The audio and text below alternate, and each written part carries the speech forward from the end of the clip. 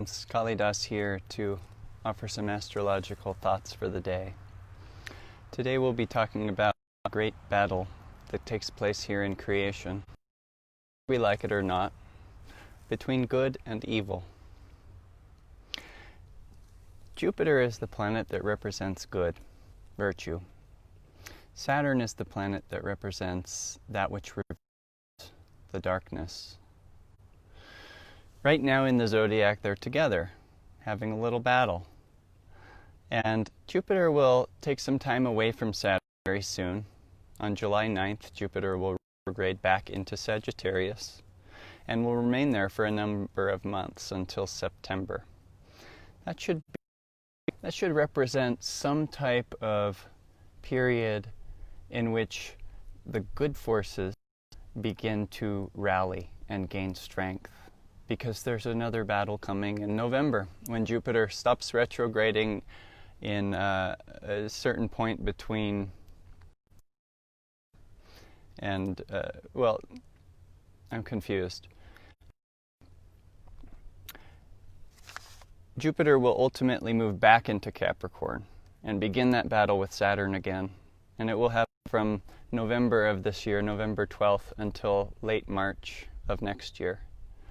So there's two open windows in which Jupiter and Saturn are in Capricorn together, and my teacher Drupada is a very, very optimistic person, and he told me that the first astrology teacher that he had told him that he needed to learn to become that way if he was going to be studying astrology and giving readings.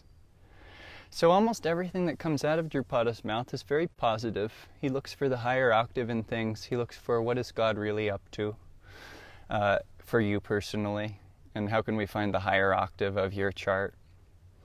And yet, when he told me about Jupiter entering into Capricorn this year, he said, that's not good.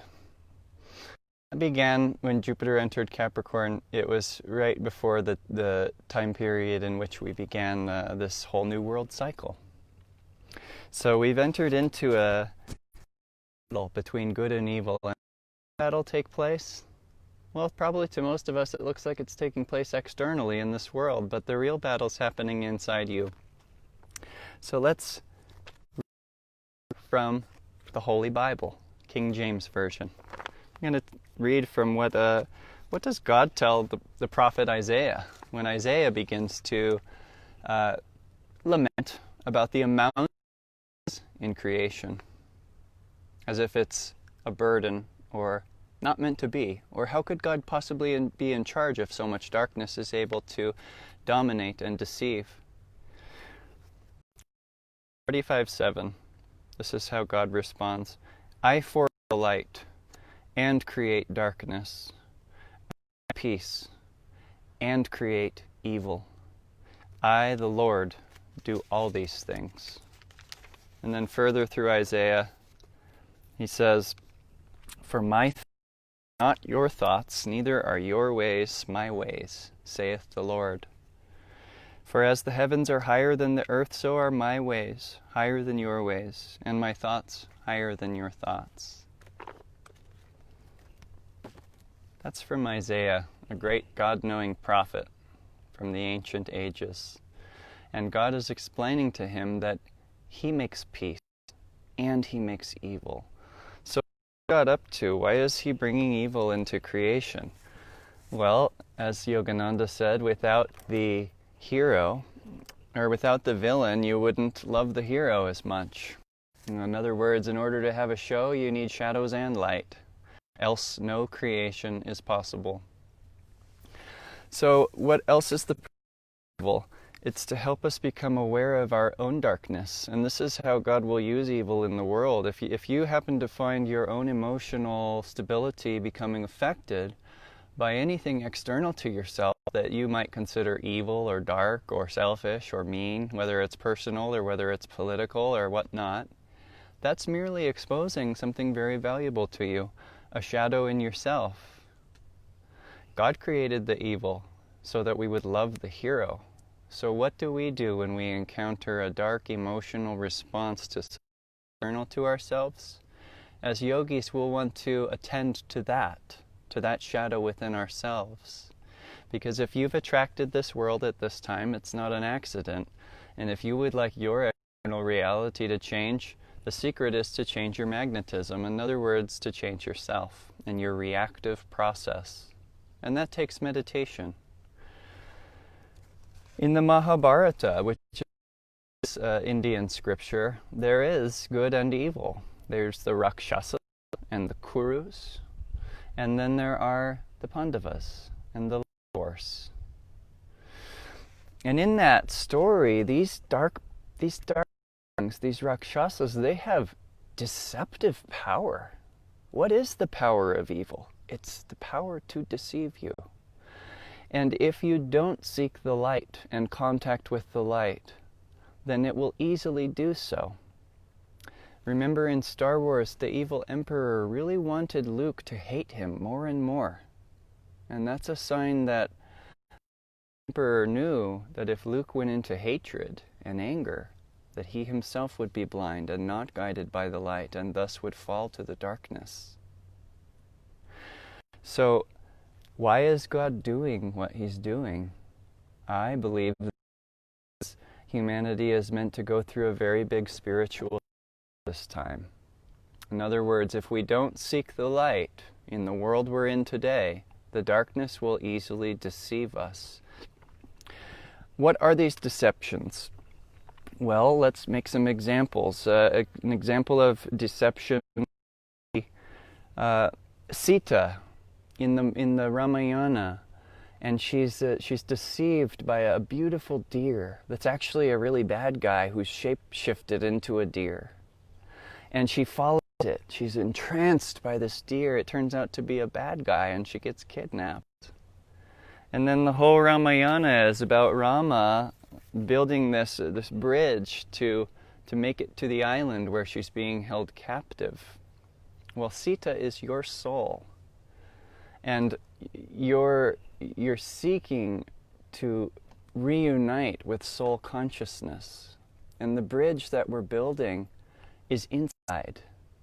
And so as we encounter different political clashes and battles between good and evil, and we think we understand who's good and who's evil, well, there's more to it than that. It's that when you see the evil force, if it shows a stain in yourself of hatred, of darkness, of anger, or emotionalism, that's showing you a gap in your bridge.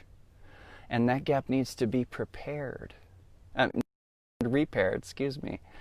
if we want to reach the soul, we have to use all the evils that happen in creation to patch up our own dark shadows. In other words, this bridge that Rama built to rescue Sita, that's the bridge inside your nervous system. It's repairing your energetic chakras and clearing them of negative karmic responses to life. So Rama built the bridge to go and rescue the island of Sri Lanka. And it is up to each of us to build the bridge to reach our own soul potential. And that is here in the spiritual eye, the sun. When we encounter evil in this world and we don't like it and we wish it weren't there, it's merely exposing to us our need for that evil from ourselves. Because Yogananda said something very interesting about this world. He said, you see darkness in this world, remember that's darkness in you, you're perceiving. Remember, God says in the Bible, I create the good and the evil. I, the Lord, do all these things. So if we call evil wrong, we're basically living a little bit arrogantly. We're calling God wrong. And the better response to evil is to say, well, what is this revealing in me? And how can I patch up the bridge that leads to my soul? Kriya Yoga is a great practice to do that, because it's a way to literally put the karma into the light and say, God, take this from me, help me to work through it, because I don't know how. And that's very important to admit, that we actually don't know how to face this challenge. We need help. And we have to ask the soul or God within us, which is, that's a synonymous term. A soul is a little piece of God, God's eternal light. So was the Mahabharata fictional? I find it very interesting that we look at these stories, even in the autobiography of a yogi, of like levitating saints and breathless yogis who can perceive past, present, and future all at once with their cosmic mind. And do we think that's fictional? This is real. This can happen. And what about when Ravana, the dark Rakshasa, became a deer and lured Sita away? Is that fictional? Can people really do that? Do evil powers really exist? Yes. And they are deceptive.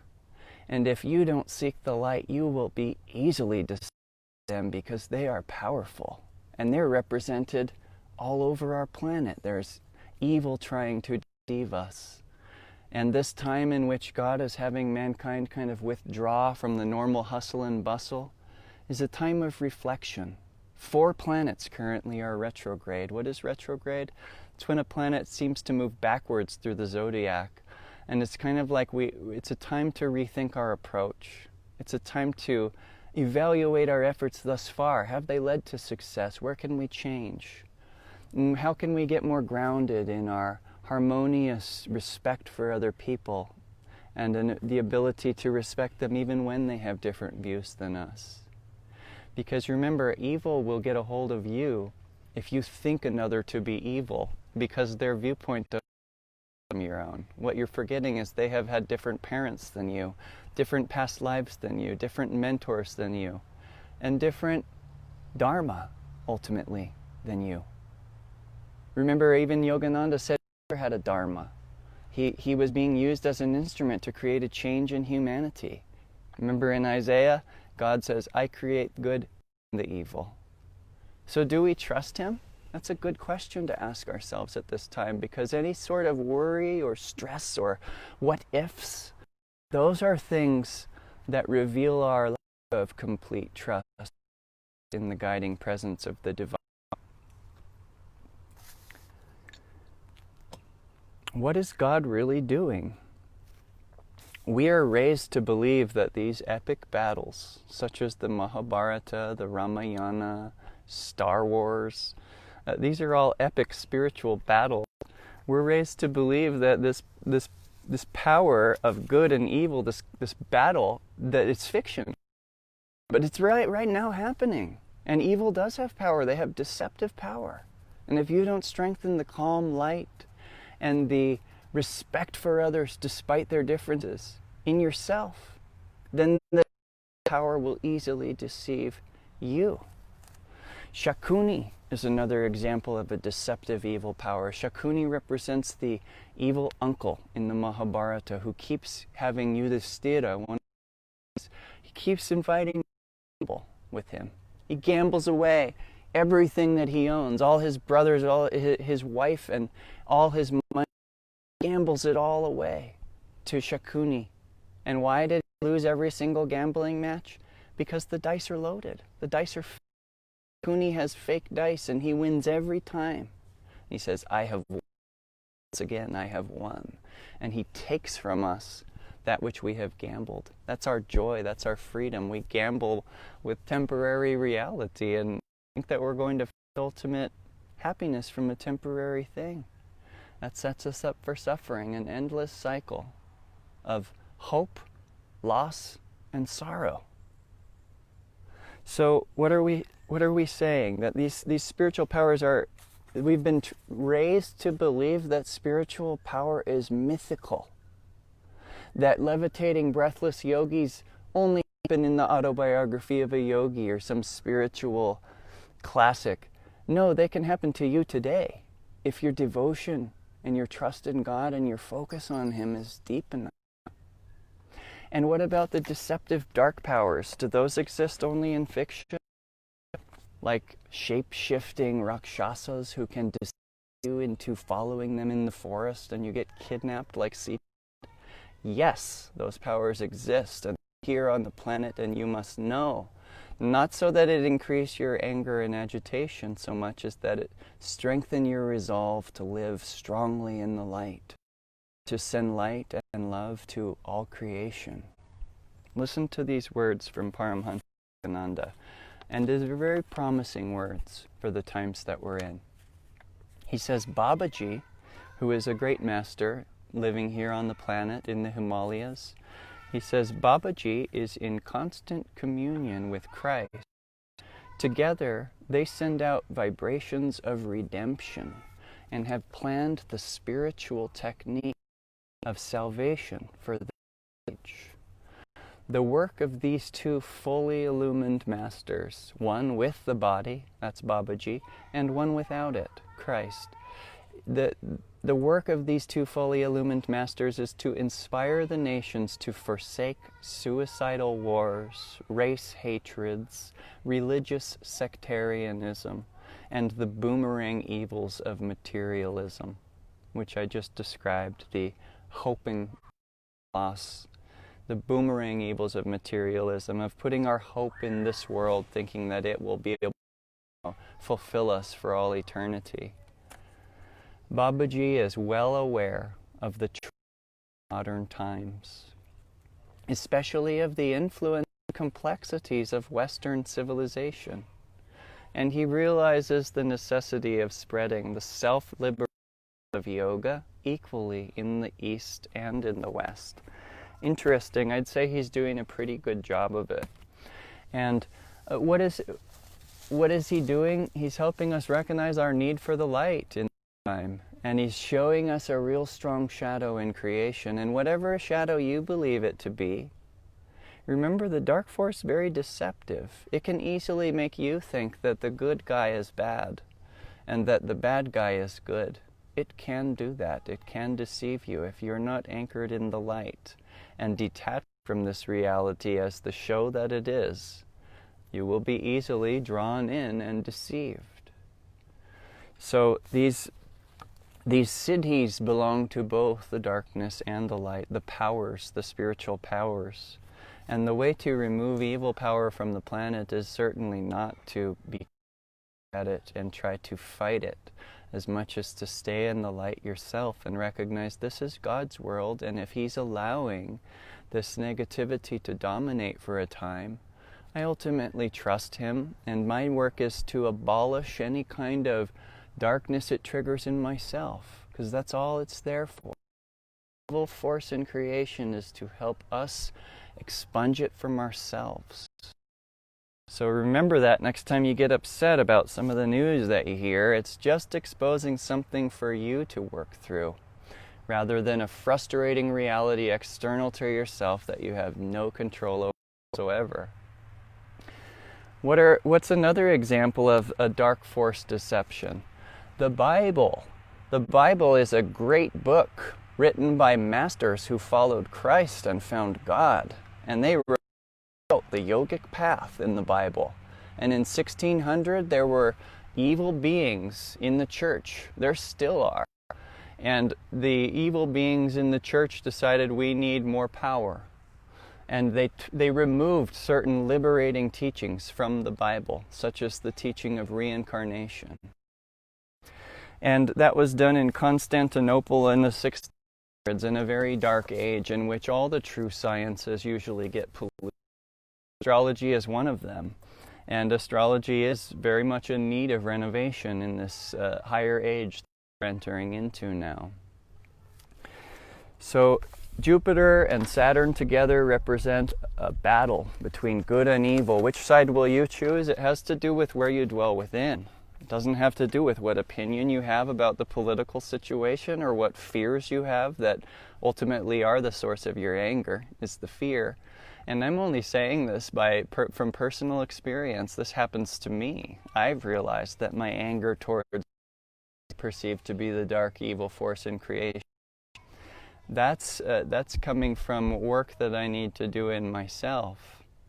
And I wouldn't be angry at it if I weren't scared that something was going to happen that's outside of God's perfect plan for creation. What a silly delusion. Remember, God says, I create the good and the evil. Well, He gives it a certain power, but ultimately if we live in the light, we won't be affected by it. We will only grow in positive ways from it. As Yogananda says, God has shown me many times the miraculous power of His love in conquering evil. So the world at this time is kind of being into a state of anger and riotous behavior. And if that's not you, thank you. If you do find that type of energy surfacing in yourself, recognize this represents your own horoscope, your own life lens, the way that your view of reality is in need of fixing. As Yogananda said, God made creation for education and entertainment. Well, the entertainment is the part when we like it, and it's funny and fun, and we're connecting with our friends, and we have wonderful experiences of spiritual growth and discovery of our divine nature. What is the educational part? That's the part when we get to realize what we don't yet know about the power of God's love. And certainly this is a great time in your life. You'll never forget this time period, which is likely to last a year or two. I think in 2022 in February at the end, Jupiter will ultimately emerge in a very victorious position in the zodiac, and that should represent a huge victory for the side of virtue. But remember, whoever you've been coached to believe is the cause of your problem externally is actually only being placed there by God so that you can become aware of your own inner need for change. Because the law of magnetism is a law of creation. That which you're attracting into your life, even on a collective scale, looking at the world itself that you've attracted. If you want that to change, you have to change yourself, because you're a magnet attracting it. So be aware of your own patterns. Where do you break negativity? And try to halt that pattern and put it in a different direction. Try to have maybe compassion for those who are so lost in your point of view, who can't see what you can see so obvious. They must be stupider than you. It's kind of what people assume. But what's really happening? Gosh, Yogananda said to cultivate X-ray vision, spiritual vision, so that you can see through the ordinary veil of matter to the presence of God and what is He communicating to you through this situation? If you're angry at it, it's certainly He's pointing to stain in your own nature, or let's call it a shadow, and that needs to be brought into His light. And the moon is your medulla oblongata. It's the fear center, the limb. And the spiritual eye is the soul's guidance, the steady light of the sun. You see how the moon fluctuates. It waxes for 2 weeks and it wanes for 2 weeks. That's a sign of obligational duality for the ego. But if you remember to wake up every day and surrender the ego to the sun, meaning put the moon's shadows, however you're feeling, into the light, every day can be freed from that obligation to experience duality. Yogananda said that the spiritual path is difficult at first. You change yourself, trying to change habits and patterns, but then it can become effortlessly liberating. And that's kind of that point we're all looking for, where we just have complete trust that Divine Mother's got our back, that she's driving the chariot, that Krishna is the chariot. So we don't have to worry about where He takes us, because He's way wiser and can be trusted. But what is our part? It's simply that. It's to trust, to pray, to attune, to ask for guidance. What are some examples of light's power? I talked about the darkness power, that of deception. It can't come to you to harm you. It can only into harming yourself, in other words. But what are some powers of the light? Honesty, truthfulness, humility, open-heartedness, compassion, intuition, prayer and meditation. Activate your own siddhis, your own spiritual powers. That's the only way through this, is for humanity to rekindle their spiritual power. And right now on the planet we've been deceived by materialism, meaning the populace at large believes that in this world we can achieve the ultimate happiness from grabbing onto things and monies and peoples and and calling them our own. But it all must end, right? So how foolish have we been to have called this temporary fleeting reality the place where we'll find eternal happiness? There needs to be a shift in the paradigm of humanity's of what life is meant to be. And I think that, if we can say it in one sentence, that might be a good way to say what might be God's intentions for this time that we're in. For us to really reflect on the power of the light and the darkness. And to, if you don't seek the light, recognize the darkness does have power that can deceive you into living in depression and hatred and separation from God. And remember, that's what the evil emperor wanted Luke to do. He wanted, in the Star Wars movie, he wanted him to hate him more and more. And that's just a profound message. Because if you look on the mainstream medias, you'll see coaching towards hatred. You'll find reasons to increase your upset. And this is not serving humanity. In fact, I would call that a deceptive power. So be aware, Yogananda said, guard the gates of your mind. Because when you fill the mind with thoughts of the masters, with thoughts of those who have a spiritual mastery by reading their books, and I have a couple of book recommendations for today. I find that spiritual study can be so anchoring on those days when we feel like lack of inspiration or that we're being something hard. Here's a good recommendation for you. Pick up one of the books of one of the spiritual masters that you admire and pray that they guide you to exactly what you need to hear today. The book and find God's grace there waiting for you. The Master says many words that can help guide us. Here's a cool book, Religion in the New Age. This is full of essays that clarify the purpose of contact with God, of religion in this higher age. It's not meant to be a separatist, our way is right, you're wrong. If you're seeking God and you're seeking self-improvement, then you are on the path of freedom. It does not matter who you say you believe in. Jesus came here for 33 years and there's 100 billion years. And the Christianity, the Bible has been altered to try to appear as if this Jesus character who was here for 33 years in a universe of 100 billion galaxies, somehow that was his only stay. That was his only time ever here on the planet, only open window to ever get humanity. Ridiculous. Read this book, The Second Coming. Big one, but if you're interested in learning more about the real teachings of Jesus, give it a whirl. And if you want an easier one, try Revelations of Christ by Swami Kriyananda. It's written a little bit more simply, but with the same basic. What is the Bible and religion, and where are we going with all of this? Just to the simple recognition that we need God's help. We need to tune in with the light in order to not be deceived by the dark force. And then also, these words of our masters can help us very much in this quest. So I like to bring these book recommendations, and I like to offer readings, because you know what, that's kind of helped me to feel the energy of those who are enlightened. It kind of helps give me a head start in these presentations. So I hope that you've enjoyed our discussion today. Let me see if we have any more time.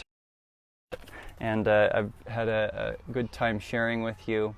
And if you would like me to address anything specific in one of these twice-a-week satsangs, please do let me know. You can personal message me or comment. These videos are available on YouTube, so in case there's any sound breaks during the live Facebook recording, you'll also find them recorded on YouTube at Astrology with Kalidas, and there's no spaces in that. So go on over there and subscribe to the YouTube channel, and it will help you to know when these videos get posted. And thank you for joining me today. It's my pleasure to share. God bless you.